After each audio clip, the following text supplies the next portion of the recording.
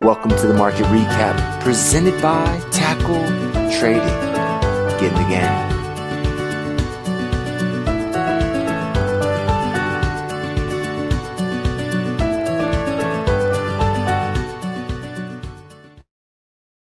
Good afternoon, Tackle Traders, and hello, YouTube. This is Frank coming to you with the market recap for Tuesday.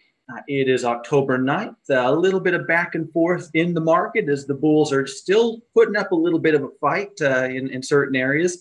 Materials got absolutely slaughtered, so some pretty rough stuff over there. So let's get right into it. Before we do, just a quick note, we do have Fastenal coming out with earnings tomorrow before the open, our only S&P 500 company. But once again, we're just getting ready to kick off earnings season. So quick note, make sure you're double checking those trades. You know, if you're setting something up, go back in, make sure you know when the earnings announcement is. If you're holding, if you're not holding, that's your call, but never let it surprise you. You know, never want that to happen. A rough way to wake up to an earning gap against you. So make sure you're double checking that. And I will, of course, be doing the same. As we shift over to the overall market, the S&P really started to see some movement off of that 50-day moving average today. We had another one of those, later day sell-offs as we kind of closed right kind of just north of that 50. Really, the volatility is still here, understandably so. I don't really know anybody who's, thinking this is the prettiest pullback in history. I know some bulls, and I would count myself maybe leaning towards, slightly bullish right now from a broad point of view, as far as my overall leanings. But none of us are really, this is about you have to buy. We're all taking a cautious approach, at least the people I've been talking to. And it seems like that's what we saw reflected today in the S&P 500. But it's certainly a positive bullish development with us being able to hold that 50, at least in my opinion. Now, over in the NASDAQ, not quite the same picture that we're seeing. Of course, we closed down below that support here yesterday. We did run back up into that area only to get knocked back down. We've seen this before, and as long as we're below that, I'm very concerned for NASDAQ.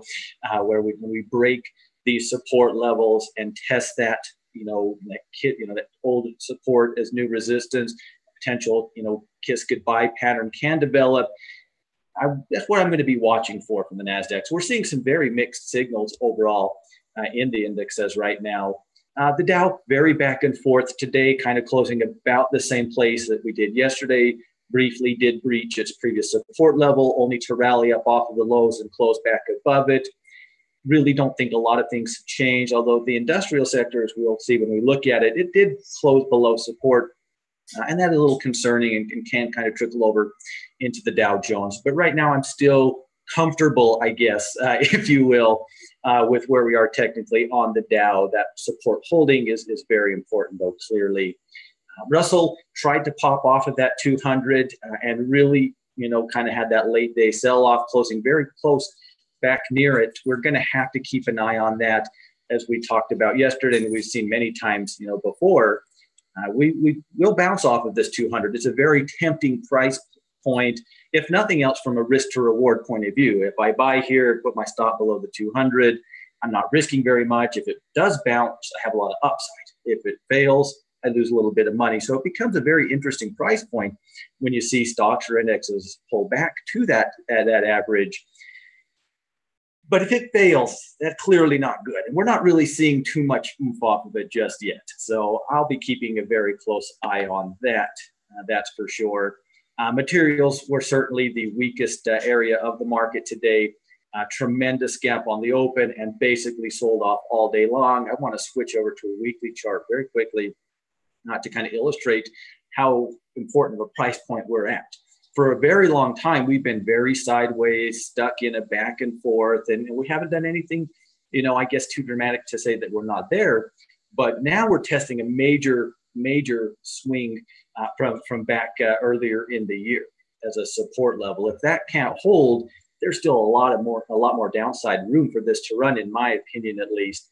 I think that this rough area of support is very important for the material sectors going forward. Clearly, once again, extended to the downside, but that was true yesterday. That was true, late last week. It's just certainly been a place where the bulls are not playing. So energy, though, does continue to be an area where the bulls continue to play with a strong day over in the energy sector. We are kind of still at the kind of top end of that range over on the ETF, but we're seeing a lot of strength in the energy sector right now. Certainly is one of the places that really is looking the best, as to me at least right now. Financials really are very undetermined. They're really, now we're going on about 4 days of really back and forth. We're seeing some pretty good sized candles, but we're not going anywhere. So we're really back and forth over in the financials. And I think that maybe as we work in towards the end of the week, we start to get some of these big banks with their earnings behind us. Maybe we'll get more of a clear picture of which way it wants to go. For me, I think we are on a watch the financials for the rest of the week as a general rule, as we have JP Morgan, we have Citigroup, coming out with earnings. Those guys matter to the financial sector, right? So for me, I think this is kind of let's kind of monitor the financials the rest of the week, see how we react to those earnings.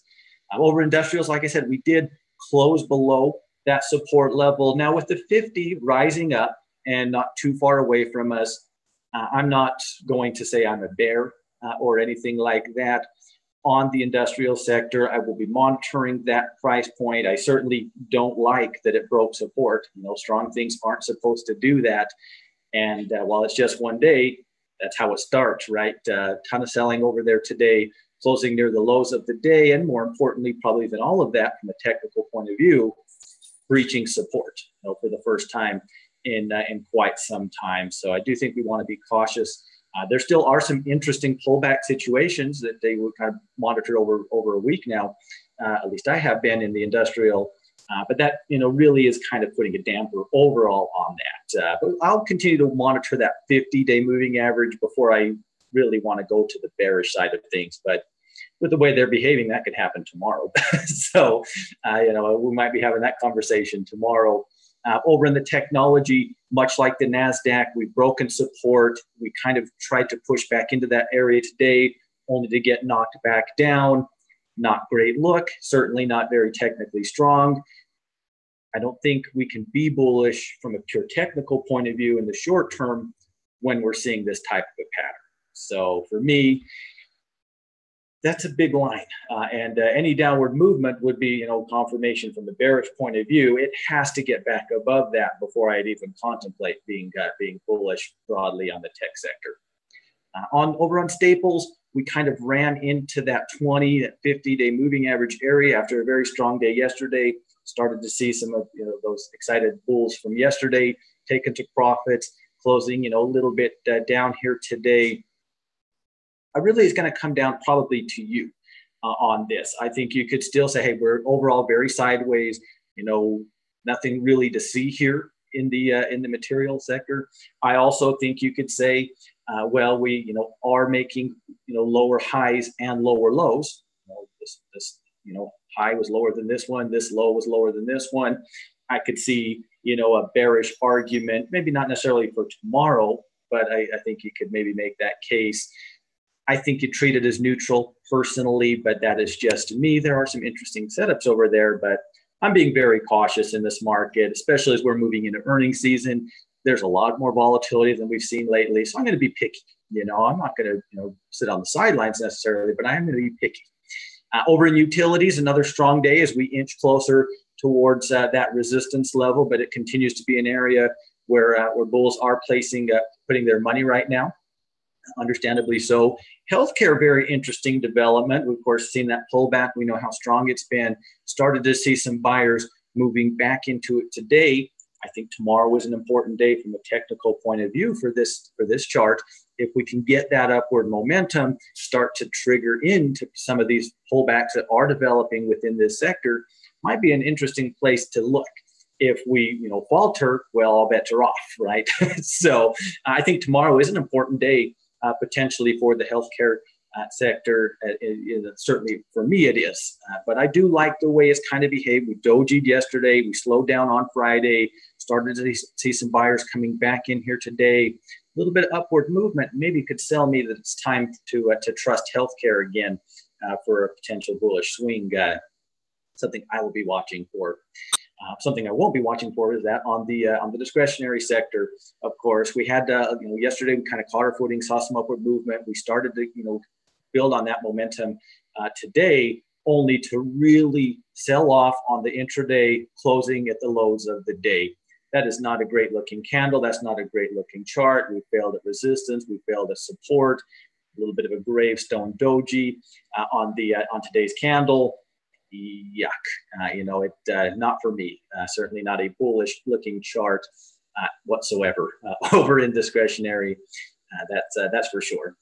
Real estate did kind of build off of yesterday's momentum. For me, that doesn't really mean anything. Certainly, anytime we're in these downward swings, I'm only looking at trading with that overall trend.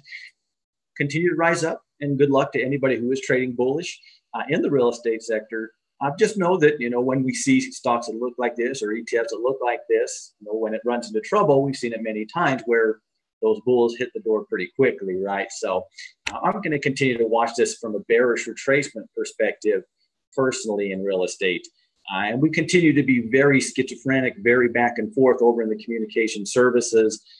I don't really think there's much of a clear read that anybody has in that area right now. Certainly overall, maybe a little bit of a bearish bias, but we're seeing a lot of day-to-day volatility within that area. And until that simmers down, we start to get more clear development. I think we want to approach that with caution. So that's where we find ourselves in our sectors here today. Some interesting things going on in our commodities as well. Certainly not in gold. They continue to be within the same range as they've been in for a while. So really nothing new to see over in gold. But on silver, we actually have kind of pulled back into that old resistance level and had a little bit of a doji here today. As I've said before, for me, I'm not interested in silver buying off of that bounce, but I do understand that technical pattern, and I'm certainly not interested in selling it here, just because I'm not interested in being a buyer. It'd be interesting to see how we respond to that. We know that was a breakout point. We actually tested that breakout point briefly after it first happened.